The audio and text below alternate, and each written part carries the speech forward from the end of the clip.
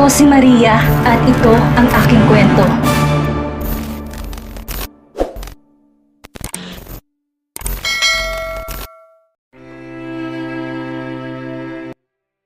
It's lunchtime, di ka ba kakain? Pukaw na tanong ni Gilbert kay Alexandra nang sadyain ng binatang asawa sa isa sa mga kwarto doon sa cottage. May 3 kwarto ang cottage at isa na doon ang diniretso si Alexandra matapos itong sunduin kanina sa yacht. Kahit nang lapitan to ni Aki kanina, nagdahilan lang to na masakit ang ulo at kailangan matulog. Di na inabala pa ni Gilbert ang asawa. He just let her be and took it upon himself to look after Aki while his wife adjust with the situation. Di naman siya ganun kamanhid. Alam niyang di pa siya kayang pakibagay ni Alexandra dahil na rin sa sapilitan niyang pagkuha sa kanyang mag-ina at bigla ang revelasyon nito tungkol kay Aki. To be honest, he is still reeling from the truth that he has a son. But someone has to be level-headed to take charge of the situation. At siya na yun. Gilbert was willing to give Alexandra all the hours she needed to adjust. Kaya lang hinahanap na to ni Aki. Kaya napilitan siyang puntahan na ang asawa sa tinutuloy nitong kwarto. Mabuti nilang nagkusa tong pagbuksan siya ng pinto. Mabilis na uwiwas ang tingin si Alexandra kay Gilbert. Nilungan lang ang pinto bago muling naglakad palayo dito. She made a promise to herself na pakikibagayan niya si Gilbert sa lahat ng oras alang-alang kay Aki. Subalit di niya alam na magiging ganun yun kahirap. Why? Gilbert's presence crushes her practiced composure into nothing. Basta pagdating kay Gilbert, laging nagtatalong kanyang isip at puso. Bagay na matagal niyang di nararamdaman simula nang malayo siya rito. And she's scared. Scared that that weird feeling might lead again into something she promised herself she would never feel again. Busog ba ako? Ani Alexandra sa malamig na tinig. You didn't eat last night. Hindi ka na rin nag-breakfast. I'm sure you're hungry. No, you're wrong. I'm not hungry. Gigil na putol ni Alexandra kay Gilbert. Bakit ba lagi na lang nitong kinukontra mga sinasabi niya? How dare he dictate her how she feels? Alright. Hindi na kita pipiliting kumain pero si Aki gutom na at ayaw niyang kumain nang wala ka. Paliwanag ni Gilbert sa mababang tinig. Agad namang bumigat ang dibdib ni Alexandra nang maalalang anak. Right. Hindi niya dapat idamay si Aki sa inas niya kay Gilbert. Besides, si Aki ang dahilan kaya siya naroon at tinitiis ang presensya ng ama nito. It's time for her to take care of her son. Alexandra took a sharp breath. I'll be there in a while. Ani niya bago muling sinara ang pinto. Agad na tinumbok ng dalaga ang closet at kumuha ng pamalit doon. Mabilisan siyang nag-shower. Inayos ang sarili bago lumabas ng silid. Naabutan niya sina Gilbert at Aki na nakaupo sa may kitchen island naglalaro ng isang game sa iPad. Pigilan man niya agad na lumutang kakaibang saya sa kanyang dibdib na makita sa ganong ayos ang kanyang mag-ama. Ang kanyang mag-ama. Alexandra chewed on her lower lip and tried her hardest not to let her tears fall with the thought. She cannot deny that the scene was too precious not to be seen as such, kahit marami pa ring nakapagitan sa kanila ni Gilbert. And while Gilbert had been a terrible husband to her, she can see that he's doing father to their son. Good at this. I know you are. You lost again, Daddy? Sabi ni Gilbert. Mabilis kinintilan ng halik ang buhok ng anak. Noon napansin ni Gilbert na nakatayo si Alexandra, ilang hakbang layo mula sa likuran nilang mag-ama. Agad siyang napaupo ng tuwid sa stool. Pasimpleng sinuyod ang kabuuan ng asawa. She was just wearing an ordinary sundress, but he would be damned if he would say that his wife looked ordinary, because she never was. Alexandra has always been a looker. Ayaw lang niyang aminin sa sarili, but that was before. He is a changed man now. You look beautiful. Anang binata, matamis ng ngumiti. Subalit umingos lang si Alexandra. Naglakad palapit sa kanyang mag-ama. It's lunchtime, you soul. Give me your iPad now or you will never see it ever again. Saway ni Alexandra sa anak. Agad na nag-angat ng tingin si Aki sa ama, lumabi. Mabilis ang sumulyap si Gilbert kay Alexandra. He quickly understood Alexandra's glare. Masuyong ginulo ni Gilbert ang buhok ng anak bago marahang binawi ang gadget na hawak nito. Your mommy is right, Aki. You need to eat lunch first. We can play again later. Okay. Malungkot na sagot ni Aki. Agad hinarap ang plato nito. Mabilis naman sumandok ng pagkain si Alexandra at nilagay sa plato ng anak. Where's Daddy going? Nag-aalalang tanong ni Aki habang kumakain to ng fried chicken. Nalingon ni Alexandra ang bulto ni Gilbert. Nasa porch na ito ng cottage at may kausap sa cellphone nito. Just outside. I think it's calling someone, Mommy. Will Daddy leave us again? Tanong ulit ni Aki.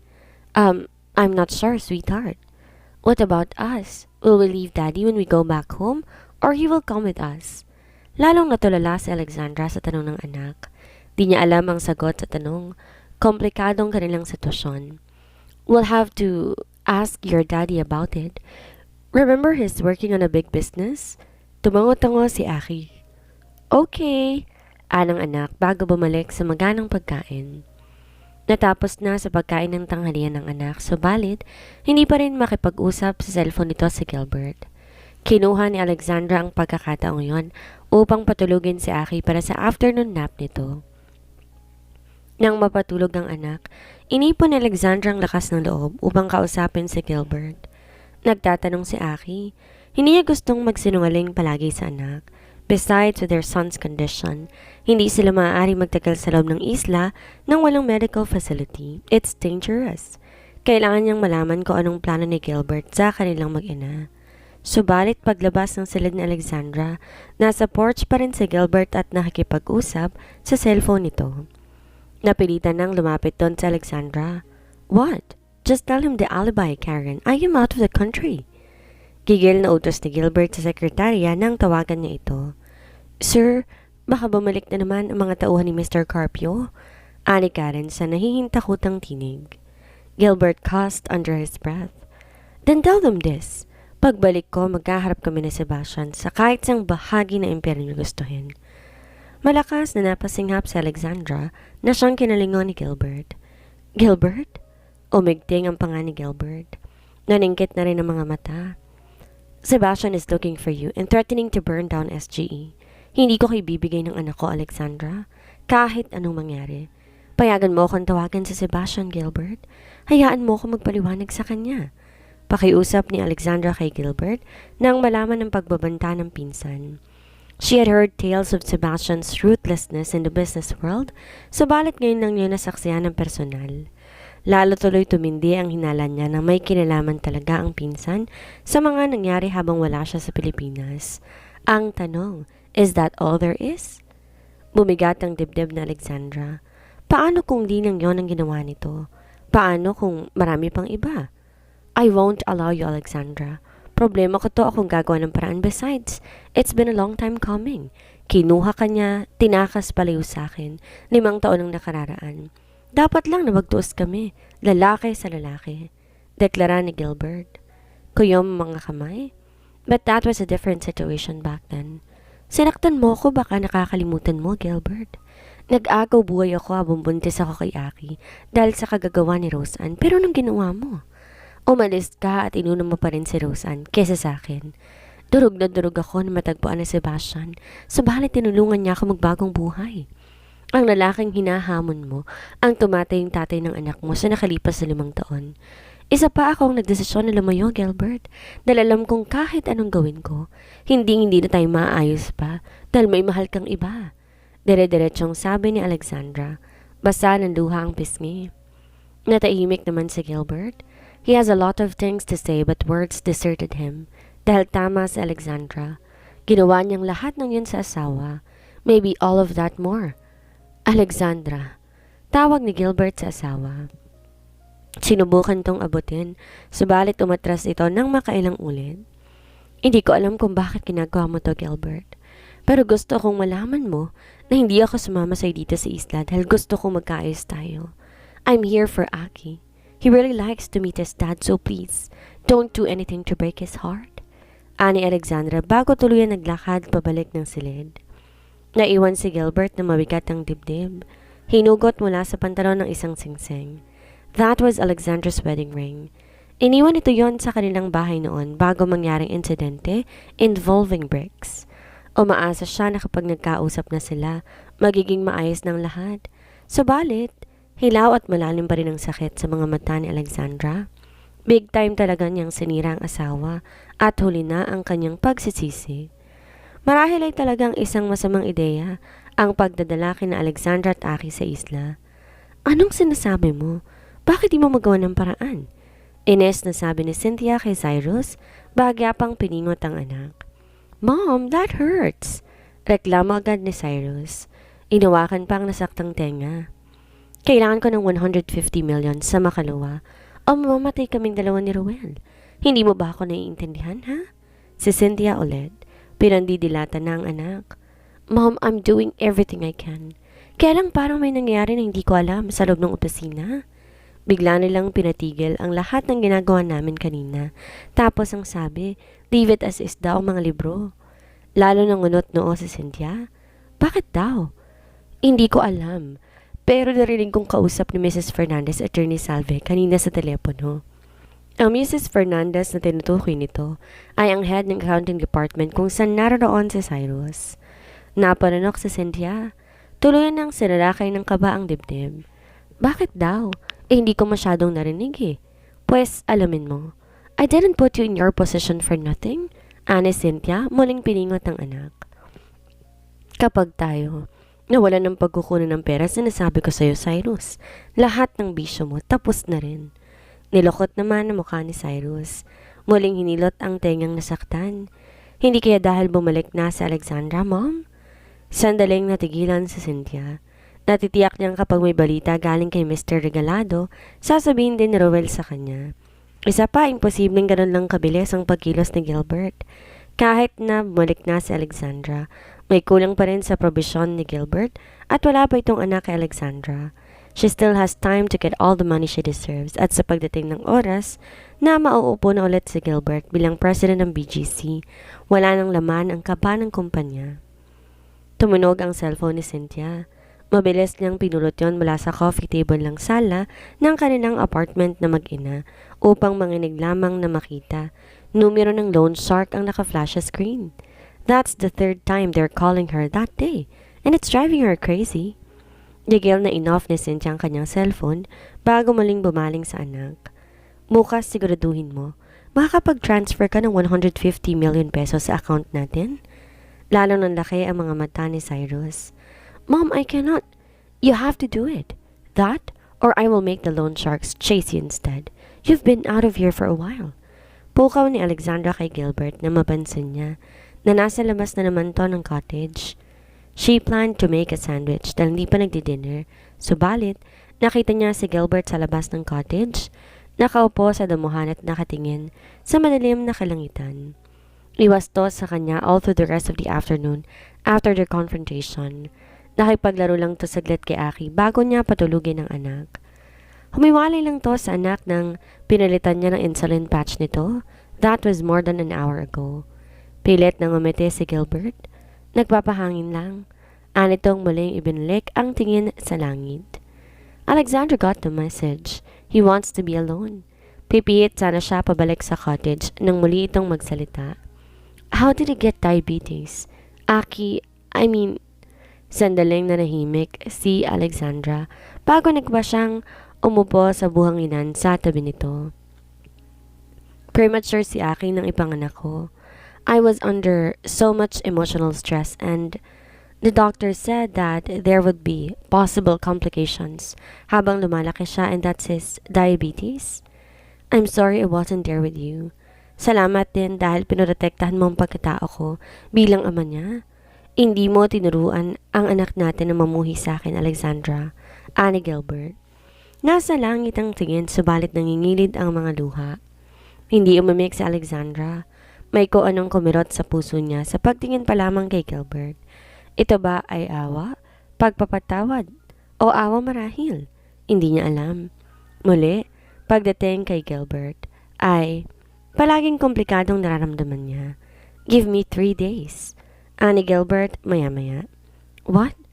I only need 3 days para ayusin ang mga dapat kong ayusin, Alexandra. Please give me 3 days to be with Aki. Kung ano man ang mangyari sa akin pagkatapos ito, at least, Aki has memories of me. Gilbert, anong ibig mong sabihin? 3 days, Alexandra? Umpisa ni Gilbert bago bumaling sa asawa. Can you spare me 3 more days to be with you and Aki? Gustong tumanggi ni Alexandra. Alam niyang kapag nagtagal pa sila ni Aki, lalo magiging komplikado ang sitwasyon sa balit, her heart does what it wants. And before she knew it, she said, "Yes, let's make the next 3 days worthwhile." Nagising si Alexandra kinabukasan, wala na si Aki sa kanyang tabi sa higaan. She barely slept last night. Di na siya pinatulog pa ng pag-iisip. Pag-iisip sa mga bagay-bagay na maaaring mangyari sa hinaharap. Alam ang dalaga na kahit maikling panahon lang, ang inihingi ni Gilbert sa kanya, maraming posibleng mangyari. Sebastian won't stop looking until he finds them. She is sure of that. Umaasa siyang mabilis lang na dumaan ang mga araw upang makabalik na silang mag-ina sa syudad. Mabilis bumangon mula sa kama si Alexandra at tumiretso sa banyo. She had a quick shower and changed into a pink tie-dye sundress bago nagpa siyang lumabas ng silid. Wala sina Gilbert at Aki sa loob ng cottage, kaya napilitang lumabas si Alexandra patungo sa porch. Mula roon natanong niyang nasa pampang kanyang mag-ama. May kausap ang mga tong isang babae na naka two-piece swimsuit, blonde ang buhok at perfectly tanned ang kutis. Komportableng tumatawang babae si Gilbert sa buong pag-uusap nila na para bang matagal na silang magkakilala. Ilang sandali pa biglang yumakap ang babae kay Gilbert. Humalik naman sa pisngi ng babae si Gilbert. Kumarap si Alexandra, bahagyang napasinghap. May dalang kakaibang pakiramdam sa kanyang dibdib. Ang nakitang eksena, ito ang pakiramdam na dati niyang nararamdaman sa tuwing nakikitang magkasama noon sina Gilbert at Roseanne. Isang pakiramdam ng pangamba, ng pag-aalala, ng inggit. Ngayon, nagtataka siya. Sino kaya ang babaeng kasama ni Gilbert sa pampang? Lihim na ipinilig ni Alexandra ang ulo. Di niya na dapat isipin pa ang bagay na yun. Gilbert could be with any woman he wants. At kahit kailan hindi siya tututol sa bagay na yun. Dahil bakit pa? Nagpa siya naman na siyang itutuloy pa rin ang annulment ng kanilang kasal kapag nakaalis na sila sa islang yon. Her marriage with Gilbert was doomed from the very beginning. They are trying to be civil now, yes, but that doesn't sustain a marriage. Alam na niya yun ngayon. It was a lesson she painfully learned. So why was she feeling jealous?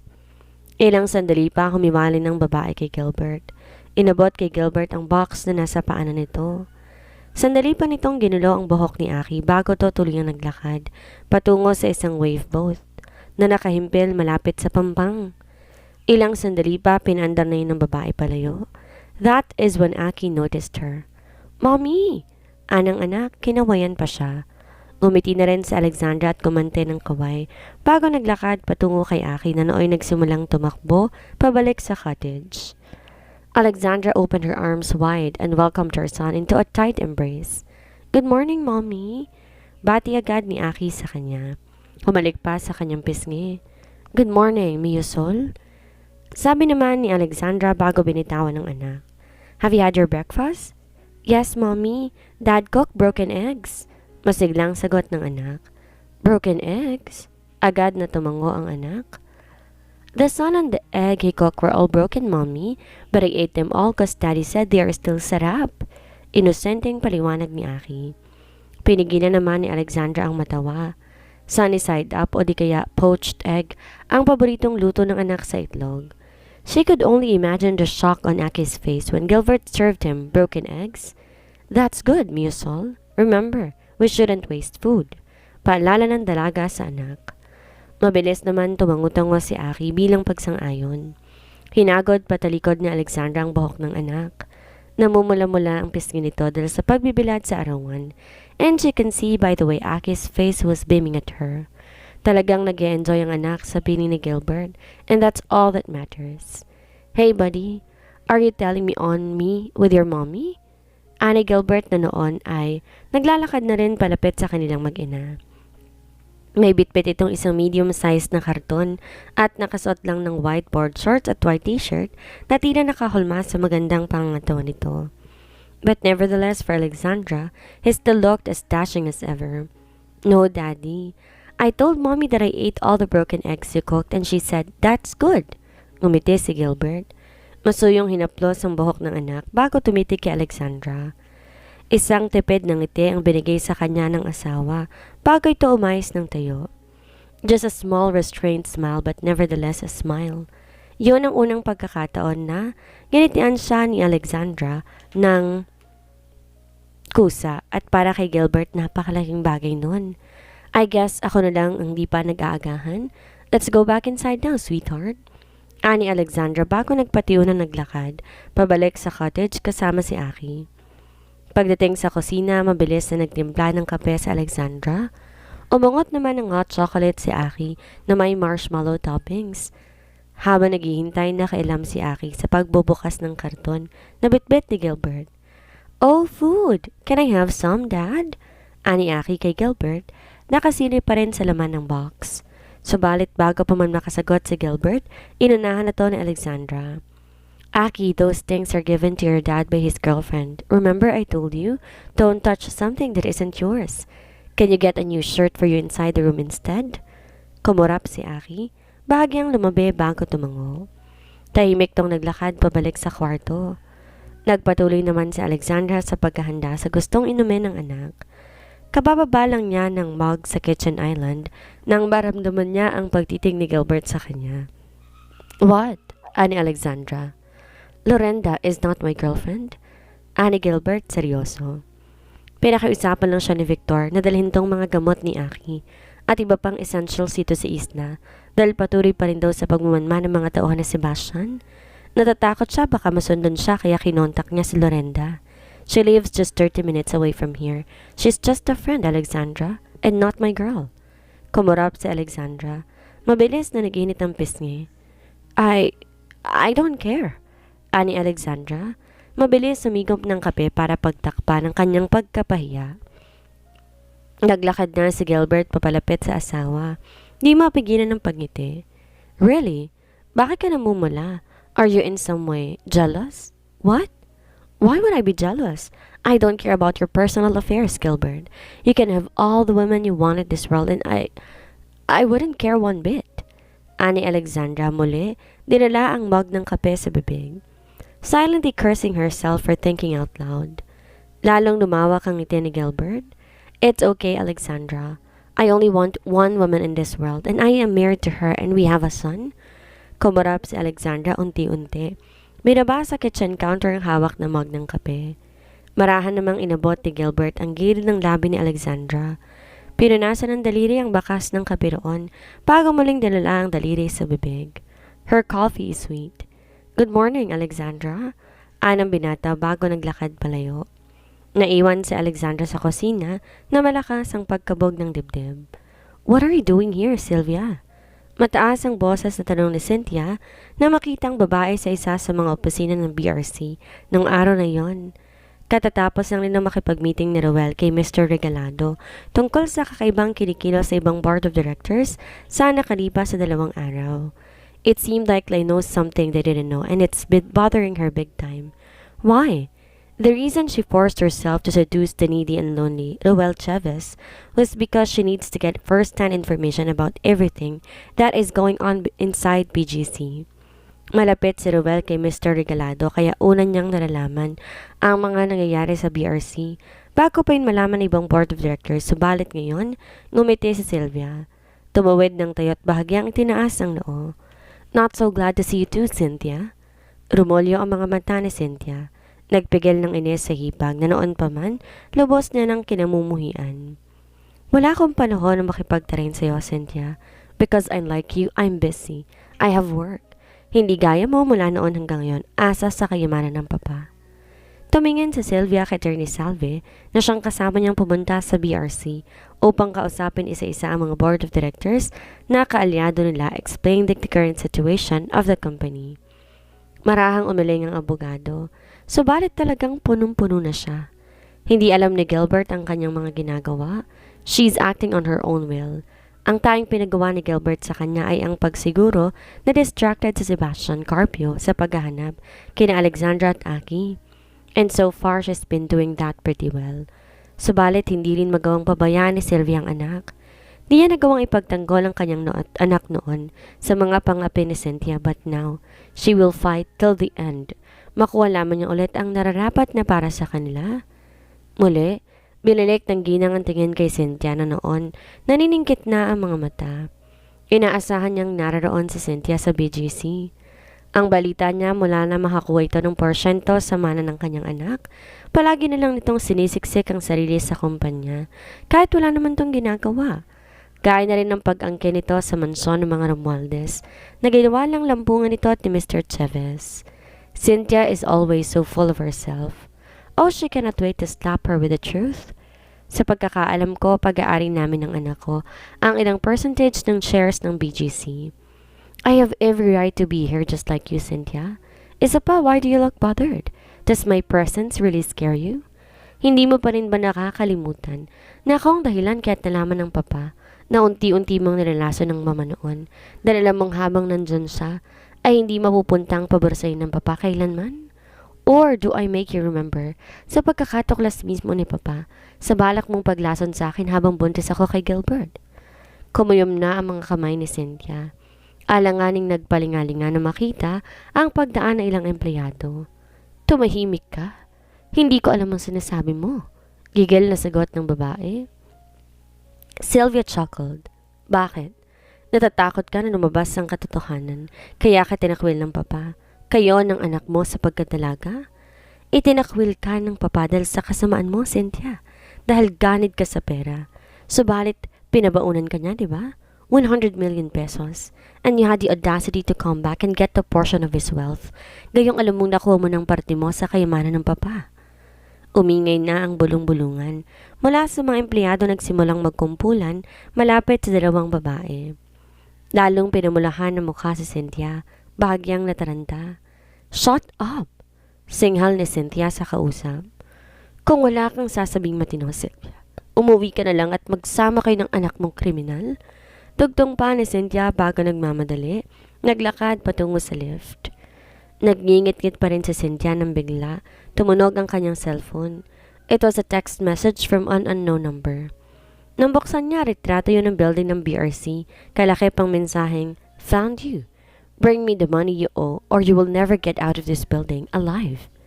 Nanginginig na nabitawan ni Cynthia ang cellphone. What do we have so far? Ana Sebastian kay Javier habang sumisimsim ng alak mula sa bar ng hotel suite kung saan sila kasalukoy naka-check-in. Dumating sila sa Bahamas kaninang tanghali. Agad niyang pinaganang kanyang koneksyon pagdating nila doon. It is now 7 in the evening. He is expecting results. 3 araw lang hinihingi niyang extension sa kanyang lolo. 3 dagdag na araw ng pagsisinungaling para mahanap sina Alexandra at Aki. Don Fausto doesn't still have a clue about what happened to Alexandra and Aki. Ang alam lang nito tinutulungan niyang mag-ina sa Italia. He doesn't have the heart to tell his ailing grandfather the truth that he failed to protect their family, just like what he promised. Nasuyod na po ang lahat ng tauhan natin ng hotels dito sa city. Wala pong nakabook o kahit reservation man lang na nakapangalan sa mag-inang Romualdez, sagot ni Javier. Agad tumalim ang mata ni Sebastian. Ano? Paano nangyari yun? Nandito ang private plane nila, di ba? Alanganing tumango si Javier. Yes, sir. Then, where the heck are they? Singhal na Sebastian sa assistant. We're still checking the manifesto. That's bullshit. Muling sigaw na Sebastian. Binato sa sahig ang hawak na baso. Agad yon gumawa ng ingay at nagpira-piraso. Ang dali-dali ng pinapagawa ko. Bakit di niyo magawa? Napaatras na si Javier, yumuko. Kilala niya ang boss. Binabagabag to ng isang pangyayari sa nakaraan na hindi nito matakasan. Sir, hindi po si Ma'am Rosenda, si Ma'am Alexandra. Bakit di lang po natin siya hayaan? Gigil na putol ni Sebastian kay Javier. I am warning you, Javier. Choose your words. I don't need your opinion. This is my family, and I swore to protect my family. Ani Gilbert sa mabigat na tinig, bago muling kinuha ang crystal glass at nagsalin ng alak doon. Ilang sandali pa pumasok na si Daniel sa silid. Alanganin tong sumulyap kay Javier, tanda na meron tong hatid na masamang balita. Finally you're here, Daniel. Do you have a good news for me? Si Sebastian, muling lumagok ng alak. I'm afraid not, sir. Nasilip ko na po ang manifesto ng private plane ng mga Romualdez. Wala ron ang pangalan ng mag-ina. Isa pa, tumawag ang isa sa mga tauhan natin mula sa Pilipinas. Nakita nila si Sylvia Romualdez na pumunta sa BRC kanina. Lalong nagtagi sa mga bagang na Sebastian. Mabilis na inumos ang laman ng alak ng basong hawak. Pinaglalaroan siya ni Gilbert Romualdez. Pues, makikipaglaro siya sabalit sisiguraduhin niya siya ang mananalo sa huli. Prepare the plane. Babalik tayo sa Pilipinas ngayon din, ani Sebastian. Sa isip, lumitaw ang magandang mukha ng dating asawa na si Rosenda. No, sisiguraduhin niyang hindi matutulad sa asawa si Alexandra. Ano kaya ang gagawin ni Sebastian para mahanap si Aki at Alexandra? Ano kaya ang gagawin ni Gilbert para makasama ng matagal ang anak at si Alexandra? Yan ang ating aalamin sa susunod nating kabanata.